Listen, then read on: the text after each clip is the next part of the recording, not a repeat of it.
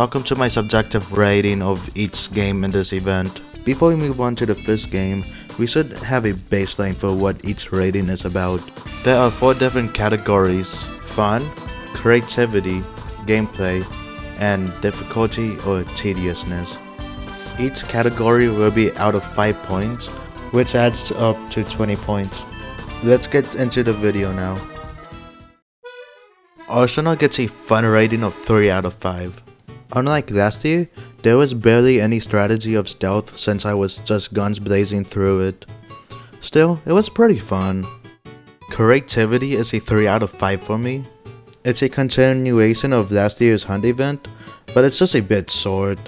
It's a cool escape sequence, but the twist is actually pretty nice. Gameplay is a 2 out of 5 for me. I personally didn't find it great because of the fact you can go in guns blazing, no stealth, and the checkpoints kind of make it less punishing. Speaking of which, difficulty is 3.5 because this really depends on your skill level, but it's either 5 minutes or a while, but it's still possible with the checkpoints. Total score is 11.5. Overall, I'm kind of disappointed with this one, but at least it's better than most tokens in this event. Dusty Trip gets a fun rating of 3.5. I enjoy the fact that you can drive like a drunk maniac in this game. I did that to troll my friends.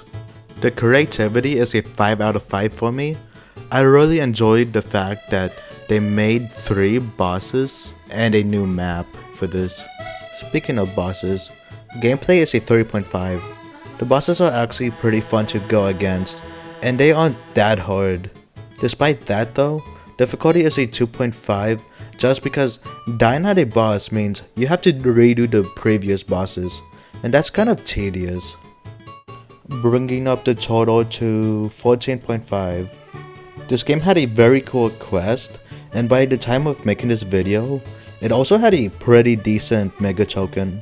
But that's a rating for a different video, if I even decide to do it.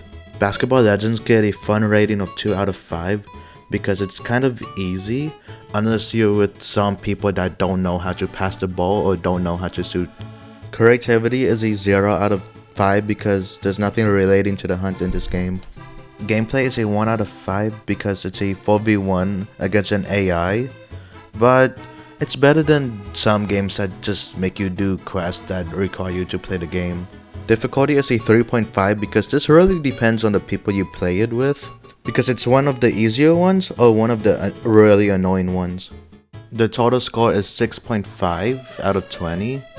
I really liked this game, but I don't know if a 4v1 was kind of it though. Bayside High School gets a 4 out of 5 because it's actually pretty fun, but it's kind of short.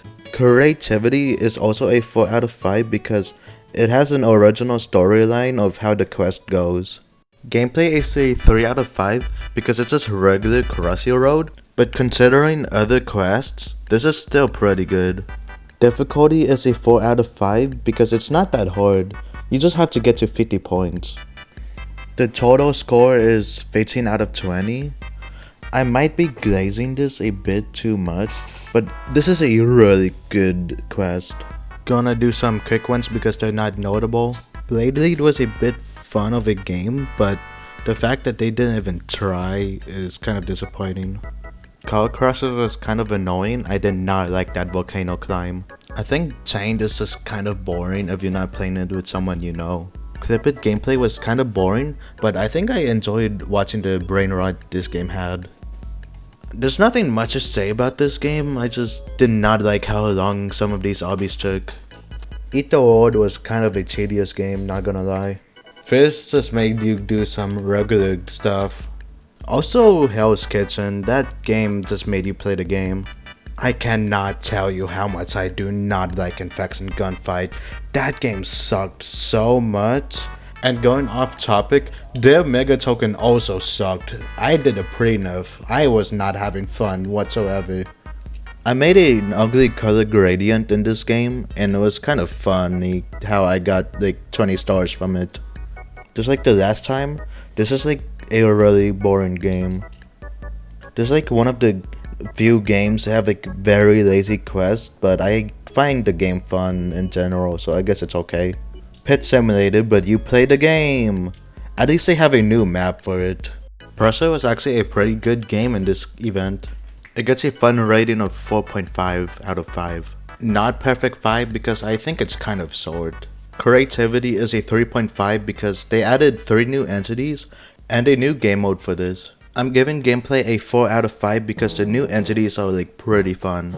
Difficulty is gonna be a 3.5 because you have to learn the new entities, but they aren't too bad. Total score is 15.5. Presso was one of the few games that actually put effort, and it was actually pretty fun.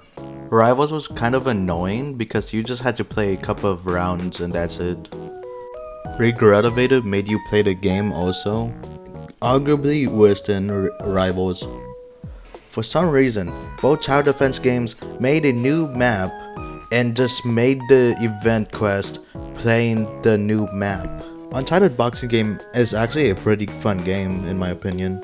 Fun rating is 4.5 because I actually did have a lot of fun from this.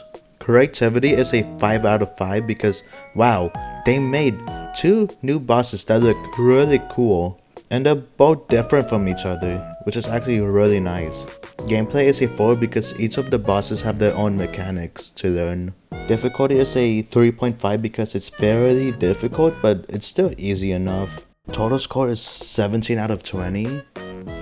I really think this is one of the best ones, if not the best, in this event. Untitled Tag Game had a boring quest, but I find the game fun, so it kinda doesn't matter. Or Zero just felt like it prolonged the quest. I did not like how long it took. And that's basically the rating of every single Mega Hunt game. I might make a Mega Token list, so if you want to see it, then you should like and subscribe.